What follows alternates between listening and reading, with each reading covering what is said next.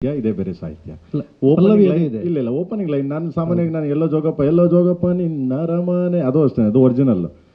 ಅದಾದ್ಮೇಲೆ ನಿಮ್ಗೆ 2 line original, ಅದಾದ್ಮೇಲೆ ಎಲ್ಲ ಫುಲ್ ನಮ್ದೇ ಸಾಹಿತ್ಯ. ಹಂಗೆ ಇದು ಅಷ್ಟೇ, 2 ಲೈನ್ಸ್ ಮಾತ್ರ ಜನಪದ ಅಂದ ತಕ್ಷಣ ಆ 2 ಲೈನ್ಸ್ ಏನಿದೆ ಅದನ್ನು ತಗೊಂಡ್ರೆ ಅದನ್ನು ಕಂಟಿನ್ಯೂ ಇದಾಗುತ್ತದೆ.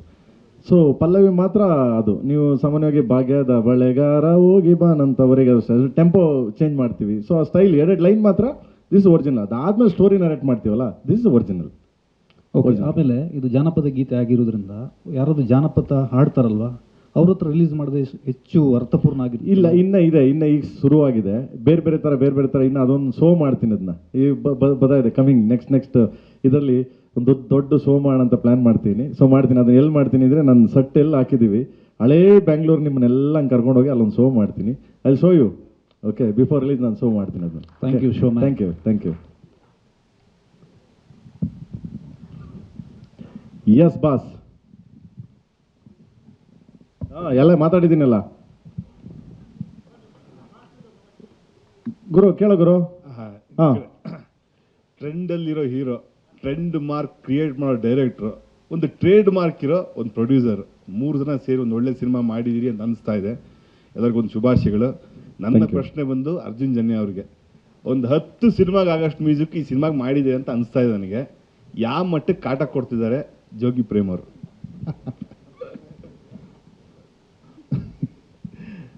ಸರ್, ಕಾಟ ಅಂತ ಹೇಳಂಗಿಲ್ಲ ಖಂಡಿತವಲ್ಲೂ.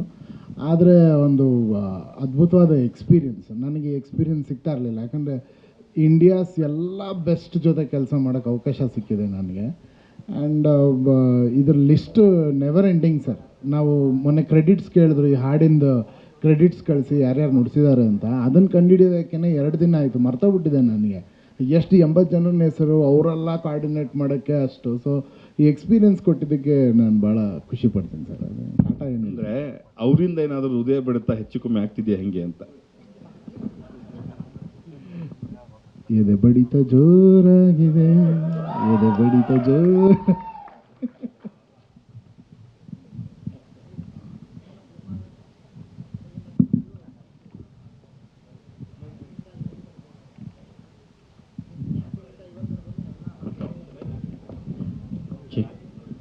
ಪ್ರೇಮರೇ, ನಿಮ್ಮ ಮೊದಲನೇ ಸಿನಿಮಾಯಿಂದ ಇವತ್ತಿನವ್ರು KD-ವರೆಗೂ ಕೂಡ ಪ್ರತಿಯೊಂದು ಹಾಡುಗಳು ಕೂಡ ಒಂದು ಸಪ್ರೇಟ್ ಆದ ಆಲ್ಬಮ್ಮು ಇವತ್ತಿವರೆಗೂ ಅದು ಸಿಮ್ ಮಾಡಬೇಕು ಅಂತಲ್ಲ, ಸಂಗೀತಕ್ಕೆ ಭಾಳ ಪ್ರಾಮುಖ್ಯತೆ ಕೊಡ್ತೀರಾ. ಕತೆಗಿಂತ ಮೊದಲು ಸಂಗೀತ ರೆಡಿ ಆಗುತ್ತಾ ಅಂತ ಒಂದು ಇನ್ವಿಟೇಷನ್ ಅದು. ಈಗ ನಮ್ಮ ಮದುವೆಗೆ ಕರಿಬೇಕು ಅಂತಂದರೆ ಏನಿಲ್ಲ, ನಾನು ಮದುವೆ ಆಗ್ತೀನಿ ಬರ ಅಂತಂದ್ರೆ ಅವ್ರಿಗೆ ಜ್ಞಾಪಕ ಇರಲ್ಲ. ಒಂದು ಇನ್ವಿಟೇಷನ್ ಮಾಡಿ ನೀಟಾಗಿ ಡೇಟು ಗೀಟು ಎಲ್ಲ ಹಾಕ್ಬಿಟ್ಟು ಕೊಟ್ಟರೆ ನಾನು ಮದುವೆ ಆಗ್ತಾಯಿನಿ, ಇಂಥ ಜಾಗ ಇಂಥ ಇದು ಬಾರಯ ಅಂತಂದರೆ. ಸೊ ಅದೊಂದು ಒಂಥರ ಸಿನಿಮಾಗೆ ಒಂದು ಇನ್ವಿಟೇಷನ್ ಇದ್ದಾಗ ಅದಕ್ಕೆ ಜೀವ. ಅದು ಮ್ಯೂಸಿಕ್ ಅನ್ನೋದು ಫಸ್ಟ್ ಯಾವುದೇ ಆಗಲಿ, ಕಷ್ಟ ಸುಖ ಏನೇ ಬಂದ್ರೂ ಅದೊಂದು ಮ್ಯೂಸಿಕ್, ಸಂಗೀತ ಅಂದರೆ ಅದೆಲ್ಲ ಮರಿತೀವಿ ಅಂತೀವಲ್ಲ. ಸೊ ಅದರ ಖುಷಿ ಬೀಳಬೇಕು ಅಂದರೆ ಸಂಗೀತ ಬೇಕು, ನೋವು ಮರಿಬೇಕು ಅಂದ್ರೂ ಸಂಗೀತ ಬೇಕು. ಸೊ ಅದಕ್ಕೆ ಅದೊಂದು ಪಲ್ಸ್, ಅದು ಎಂಟೈರ್ ಸಿನಿಮಾದೊಂದು ಪಲ್ಸು. ಆಮೇಲೆ ಎಲ್ಲದಕ್ಕಿಂತ ಹೆಚ್ಚಾಗಿ ನಾನು ಯಾಕೆ ಫಸ್ಟು ಸಾಂಗ್ಸ್ಗಳನ್ನ ಇದು ಮಾಡ್ತೀನಿ ಅಂತಂದರೆ, ಬಿಕಾಸ್ ಸ್ಟೋರಿಗೆ ಕರೆಕ್ಟಾಗಿ ಕನೆಕ್ಟ್ ಮಾಡ್ಕೊಂಡು ಹೋಗ್ತೀನಿ ನಾನು. ಬೇರೆ ಏನು ಮಾಡಲ್ಲ, ಬೇರೆ ಸುಮ್ಮನೆ ಎಲ್ಲ ಒಂದು ಸಾಂಗ್ ಬರೋದು, ಸುಮ್ಮನೆ ಎಲ್ಲ ಒಂದು ಇದು ಮಾಡಲ್ಲ.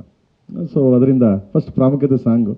ನಾನು ಯಾವಾಗಲೂ ಹೇಳ್ತಿರ್ತೀನಿ, ನನ್ನ cinema first ಹೀರೋನೇ Arjun Janya first hero. ಏನಕ್ಕೆ ಅಂದರೆ ನಾನು ಮಾಡಿರೋ ಸಿನಿಮಾಗಳು ಯಾವುದೇ ತಗೊಳ್ಳಿ ನೀವು, ಗುರುಜಿ ಆಗಲಿ, RP ಪಟ್ನಾಯಕ್ ಅವರಾಗಲಿ, ಆ್ಯಂಡ್ ಹರಿ ಅವರಾಗಲಿ. ಸೊ ಈಗ ಅರ್ಜುನ್ ಅವನಿಂದ ಕಲಿತಾ ಇದ್ದೀನಿ, ಅವ್ರು 3 ಜನದಿಂದ ಕಲಿಸಿದ್ರು ನನಗೆ, ಈಗ ಇವನಿಂದ ಕಲಿತಾ ಇದ್ದೀನಿ. ಸೊ ಇನ್ನೂ ಬೆಸ್ಟ್ ಏನೇನು ಮಾಡೋಕ್ಕೆ ಸಾಧ್ಯ, ಮ್ಯೂಸಿಕ್ ಮಾಡೋಣ ಅಸ್ಟೆಂಟಾಗಿ. ಹೌದು, ಅವನ ಅಸ್ಟೆಂಟ ನಾನು ಆ್ಯಕ್ಚುಲಿ.